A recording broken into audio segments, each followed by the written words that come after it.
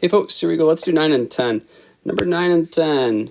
I'm going to read this as 3 over x minus 2 divided by x over x minus 2.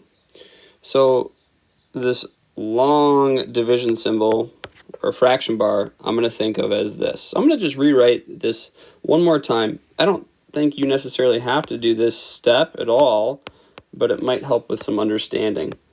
So we have the top, which is 3 over x minus 2, divided by the bottom. And the bottom is x over x minus 2. So that's from right here. Now when we rewrite it that way, some people like seeing the division this way with this symbol instead. Now maybe it helps us realize that we need to keep switch flip. So I'm going to keep this red fraction, the top fraction, 3 over x minus 2. Don't change it at all. But instead of dividing, we can multiply by the reciprocal of this second fraction, which would now be the fraction that was on the bottom. So this x minus 2 that's on the bottom of the second fraction goes to the top, and it switches with the x right there. So it's the bottom fraction, the fraction that we're dividing by, that switches. And so now, folks, maybe you can see what we can cross-reduce right now. I'm just going to put things together. Realize that this 3 on top is getting multiplied with the x and the negative 2 or the minus 2. And on the bottom we have x minus 2, which is getting multiplied. I put that in parentheses because that's all getting multiplied with this x. But we don't need to distribute or multiply that together. If we have common factors, we can cancel them out. So really the final answer is 3 over x. Bada bing, bada boom. Number 10. So I'll let you, I'm going to erase all of this in a second. Number 10 is going to require quite a bit of work, I think. So if you need to see any of this work, pause it right now. All right, it's getting deleted. And I'm going to take number 10, slide it over there.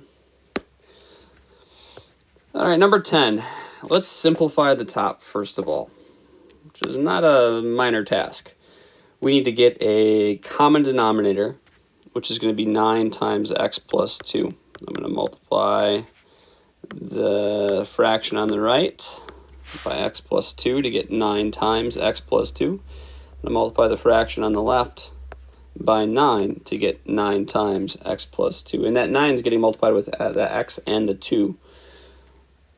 Alrighty. And then what you do to the bottom, do to the top, and that x minus 1 is getting multiplied by 9. And this x minus 1 over here on the top right is getting multiplied by x and by positive 2. Alright, so we have created a common denominator now. Now on the top, we have 9x minus 9 because I distributed that 9 to everything. Now careful over here. Notice this minus sign right there below that red arrow. We're subtracting off an x and we're subtracting off a negative 1. When we subtract negative 1, oops-a-daisies, when we subtract negative 1, that really becomes a positive. So what I'm trying to say here is distribute that negative sign, or distribute a negative 1 to everything in these parentheses. So it's really negative x plus 1. And so when we distribute there, we get negative x squared, negative 2x, positive 1x, and positive 2. Now this is all over my common denominator of 9 times x plus 2. Remember, when we add fractions, we need a common denominator, which we created here in green, and then we put everything over that common denominator. And when I said it's over 9x plus 2, I meant 9 times x plus 2. So it's really, well, I'm going to keep it in factored form.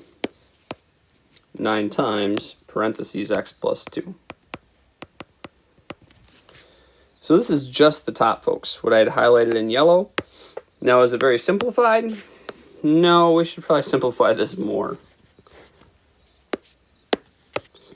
Notice this down here in blue, this x minus 1 divided by x plus 2, that is dividing everything up above it, we're leaving off for a little bit, but don't forget about it. We're going to come back to it in a second. Let's go back to simplifying the top here. So let's combine like terms. I have negative x squared on top, which we can't combine with any other terms. There's no other x squareds. Let's combine our x's. We've got 9x, negative 2x, and 1x. That makes 8x.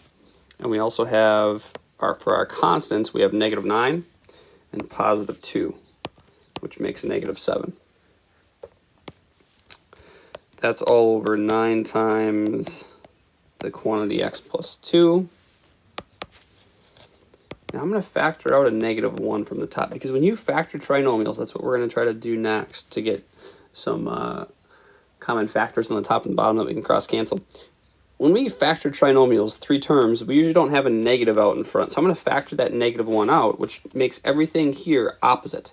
So now it becomes positive x squared. You can agree that negative 1 times x squared is negative 1x squared.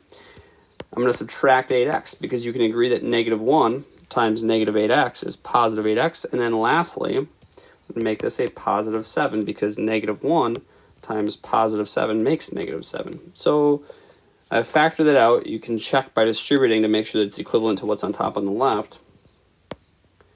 And on the bottom, keep it factored.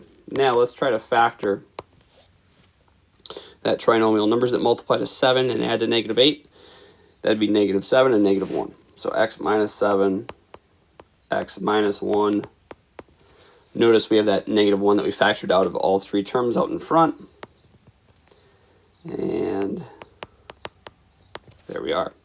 So this is the top, what I originally highlighted in yellow.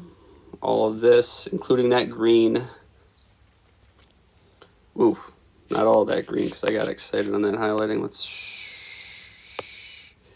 shift. Naughty. There we go. I'm going to shift that x minus 1 out of there, so that's clearly not part of the yellow. So that top part is now simplified to this. And you're like, that's not that simple, Mr. P. Meh. Hang in there. Hang in there. So let's rewrite the entire problem. But instead of writing what was originally in yellow, which now I shifted and looks really strange, let's rewrite it as what we just simplified and factored.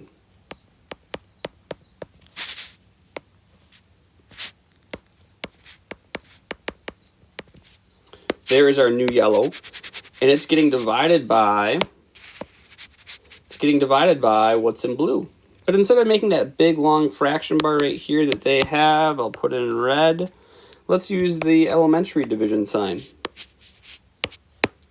it's getting divided by x minus 1 times x plus 2.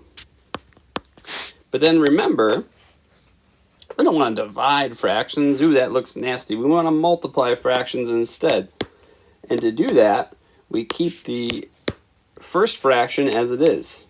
So I'm just copying what's in yellow, the first fraction. Just copying, that's easy. But when dividing is the same as multiplying by the reciprocal of the second value. So now I need to take the reciprocal. The x plus 2 comes on top, and the x minus 1 is on the bottom. And now really multiplication, we just put it, so on top we have all of those factors. Negative 1, x minus times x minus 7 times x minus 1 times x plus 2. And on the bottom, this 9 times x plus 2 is getting multiplied by x minus 1. And that's what that says. It means the same thing. So now check this out.